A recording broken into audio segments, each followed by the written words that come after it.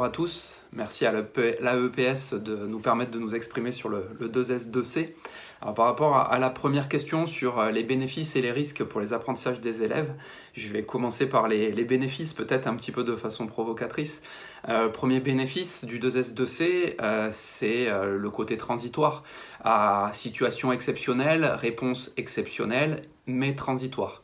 Donc ça pourrait être un premier bénéfice. Le deuxième bénéfice du 2S2C, c'est de poser la réflexion sur le fond de l'importance de la pratique physique, de l'activité physique chez les jeunes, qui, selon les études internationales et même nationales, montrent qu'elle est largement insuffisante. Donc au moins ça pose le débat autour de l'importance de la pratique physique, et notamment la pratique physique à l'école. Alors pour les risques, bien entendu, ils sont nombreux. Le premier risque, c'est qu'en fait, quand on voit l'acronyme sport, santé, culture, civisme, on se dit que quand on regarde les programmes cycle 3, cycle 4, c'est les compétences travaillées, et quand on regarde les programmes lycée 2019, c'est les objectifs généraux. Donc au final, il y a les mêmes finalités au 2S2C et à l'enseignement de l'EPS, mais avec des intervenants qui sont différents, avec des statuts qui sont différents, et certainement avec des modalités de pratique qui sont différentes. Donc il y a un risque de confusion, et donc au final, un risque pour les apprentissages des élèves. Le deuxième risque que je verrais pour les apprentissages des élèves, c'est sur le rapport à la performance.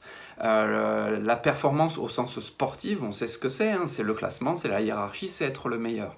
Toutes les propositions les plus récentes, les plus prometteuses, les plus novatrices en EPS montrent qu'au contraire, on est plutôt sur de la performance auto-référencée, que ce soit dans des activités du champ d'apprentissage numéro 1 ou des activités du champ d'apprentissage numéro 5. Et que donc, dans une optique de réussite de tous, on est plus dans vraiment, du point de vue de l'apprentissage des élèves, une réussite envisageable en EPS qui serait pas envisageable de la même façon dans une logique qui serait une logique de performance sportive au sens strict. Enfin, le troisième axe de risque pour les apprentissages des élèves, c'est sur la continuité des apprentissages, puisqu'il est dit par le ministre qu'il n'y aurait pas de confusion entre le 2S2C et l'EPS. Donc ça veut dire qu'il y aurait les deux. Et s'il y a les deux en parallèle, comment avoir une continuité d'apprentissage entre des intervenants qui sont différents et des modalités de pratique qui sont différentes, alors qu'ils doivent faire la même chose? Ça, c'est un élément qui me semble problématique, avec un élément extrêmement concret aussi, en lien avec ça, c'est est-ce qu'un même intervenant du 2S2C va enseigner plusieurs activités physiques ? Parce qu'on peut se poser là légitimement la question de la sécurité dans des activités comme la gymnastique, comme l'escalade, comme la course d'orientation, comme la savate boxe française. Bref, se poser la question de la formation. Concernant la deuxième question posée par l'AEPS sur les bénéfices et les risques pour l'organisation de l'EPS en tant que discipline d'enseignement, les bénéfices, très honnêtement, j'en verrais aucun. Si ce n'est de poursuivre le travail de lisibilité de l'EPS, de montrer ce qu'on fait, d'être capable d'expliquer ce qu'on fait, et peut-être que ça nous interpelle, cette situation-là, sur le fait de continuer encore plus à essayer de montrer ce qui est fait concrètement en EPS. D'un point de vue des risques, maintenant, pour l'organisation de l'EPS en tant que discipline d'enseignement, le premier risque, c'est qu'en fait, tout est mélangé. Sport, activité physique, exercice physique, EPS.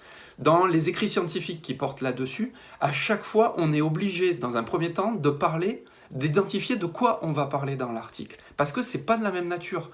L'activité physique, monter 2 escaliers, c'est de l'activité physique.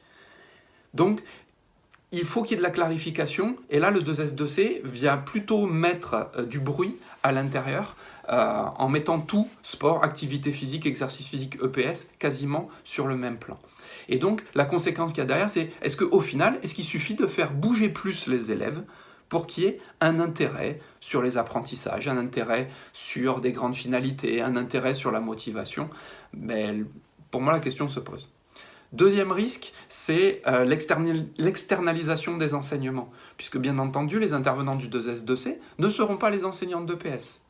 Donc, ça veut dire qu'il y a une externalisation de ces enseignements-là, qui semble être dans l'air du temps, puisqu'on voit qu'il y a un projet de décret qui prévoit de recruter les chefs d'établissement venant du privé, et avec un concours et un recrutement particulier. Donc on est bien dans cette logique-là, et ça c'est un risque pour l'organisation de l'EPS, mais pour l'organisation de l'école en général. Troisième risque pour l'EPS en tant que discipline d'enseignement, c'est la mise en concurrence des intervenants. Qui dit mise en concurrence des intervenants, dit forcément, à un moment, diminution du nombre de postes au concours, voire carrément suppression des postes au concours. Parce que pourquoi recruter des enseignants d'EPS à Bac+5 en tant que fonctionnaires de catégorie A de la fonction publique, alors que d'un point de vue de l'image qui semble donner au ministère, finalement, recruter des personnes en post-bac qui coûteront moins cher, qui auront un statut moins élevé, pourquoi continuer à recruter des enseignants d'EPS ? Enfin, quatrième risque pour l'enseignant de l'EPS, c'est un risque extrêmement pragmatique pour moi, c'est les installations sportives. C'est-à-dire que dans plein d'établissements, il y a la galère pour trouver des installations sportives, et là, il y a le 2S2C qui va se rajouter en plus, dans une situation qui est déjà extrêmement tendue. Comment faire ? C'est quasiment impossible. Donc pour conclure, 2 points, c'est que l'EPS est forcément interpellé par cette situation du 2S2C, mais ça ne concerne pas que l'EPS, ça concerne aussi d'autres disciplines comme les arts plastiques, comme l'éducation musicale. Deuxième point, c'est que le 2S2C est présenté par le ministre Blanquer comme l'avenir de l'école. Alors déjà que le présent est pas toujours rose et même plutôt sombre, est-ce que c'est cet avenir-là que nous souhaitons pour les élèves ? J'espère que non, en tout cas, moi c'est pas ma conception de l'école.